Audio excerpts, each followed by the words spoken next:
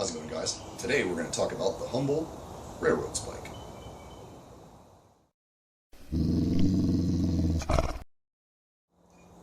So as you can see, we'll often take railroad spikes, forge them into knives. This one's got a Rubik's twist on it. This one's got a simple twist on it. And you may ask yourself, why would you bother doing this? If you make all these cool multi-bar Damascus pieces and Damascus axe heads and iron axe heads and all this other crazy stuff, why would you waste your time with the railroad spikes? They make crap knives. Yes, they do make crap knives, and when I sell them, I don't lie to my customers about that. Some of them walk in and go, "Oh, railroad spikes, that makes a really good blade," and I'll tell them, no, it's basically mild steel. The reason why I do this, and the reason why I teach apprentices to do this, is because it's really excellent practice. This is a 5/8 by 5/8 square piece of stock. It takes a lot of hammer work to move that piece of stock into a usable shape. If you have really excellent hammer technique, if you have really, really efficient hammer technique, you can make one of these, you can turn this into this in about half an hour to 45 minutes. This piece is completely forged to finish. The bevels are forged right in it. If you saw the picture I put on Instagram, this one's got a perfectly straight bevel put in it. It's all done with a hammer. A little bit of practice, you can learn how to do this very, very, very quickly.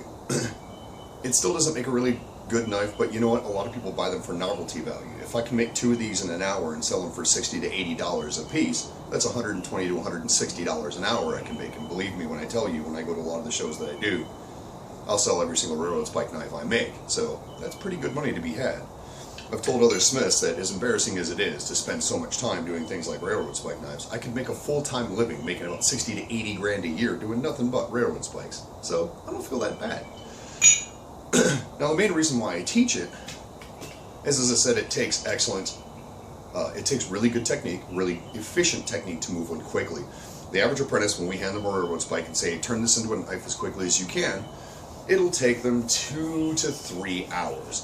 As I mentioned, if you have good hammer technique, if you learn how to move the metal efficiently, you can do it in half an hour to 45 minutes. And as I mentioned, this piece here, which I'll show a close-up of, I'll cut a close-up into the video of, this piece is 100% forged to finish. There's been no grinding, no machine work to this at all. This still has the forged scale on it. This isn't even so much as been sharpened on the grinder yet. And of course, the tip on this one could be a little bit better, but bevels are really, really good on this piece, if I do say so myself. It's no more difficult to forge the bevels into the piece than it is to just, generally overall shape. It just takes a little bit of practice like anything else. It really isn't that hard, it just takes practice. Now, on to the really big point of why I spend so much time teaching people to do railroad spike knives and do a good, clean, forged to finish with bevels on it.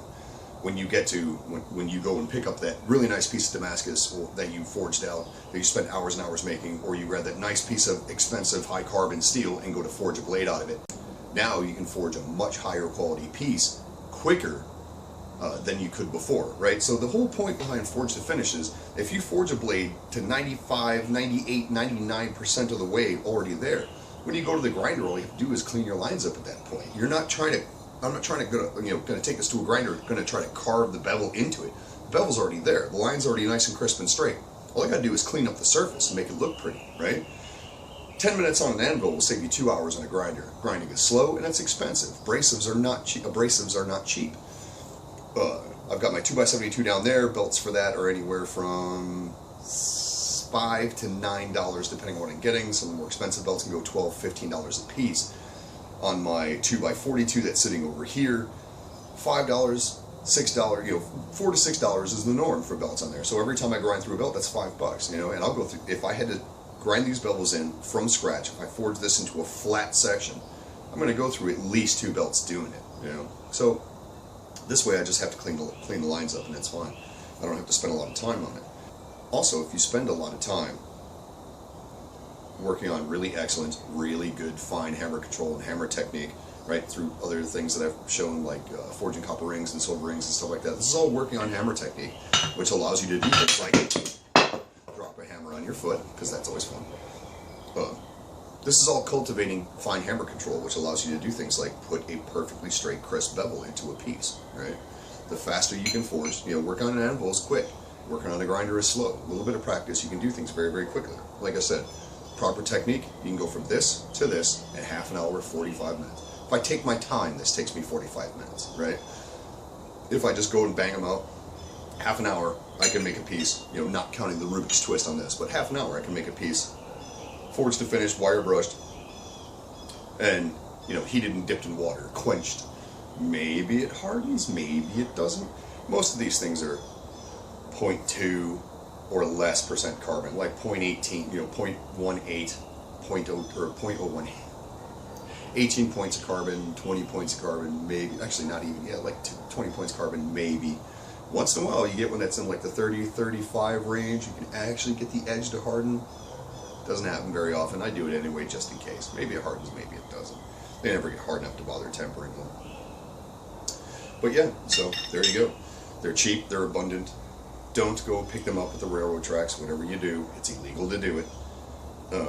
But the interesting thing about being a blacksmith, as I said, if you are new to the channel, if you're not aware, I travel full time.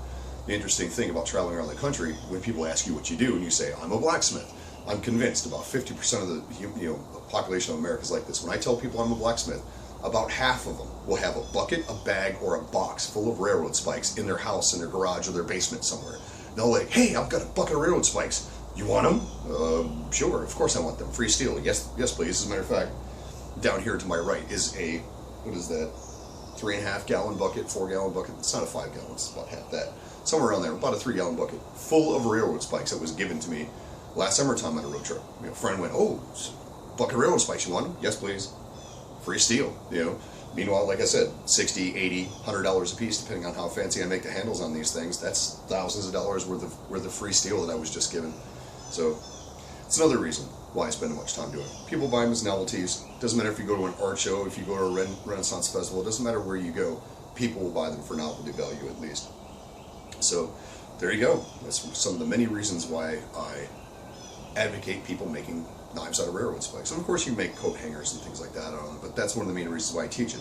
It takes a lot of effort or really good technique to take a thick piece of steel like this, turn it into a thin blade like that very, very quickly and efficiently. So the more you do it, the better you get. So grab yourself some railroad spikes, get out in the shop, and figure out how to move them really quickly. If you ever catch me on the road sometime, ask me, I'll tell you how. Thanks for watching, guys. Have a fantastic day. Hit the subscribe button if you haven't already, and please share on your social media. The more this gets out there, the more it helps me and YouTube. So thanks, guys. Have a great day.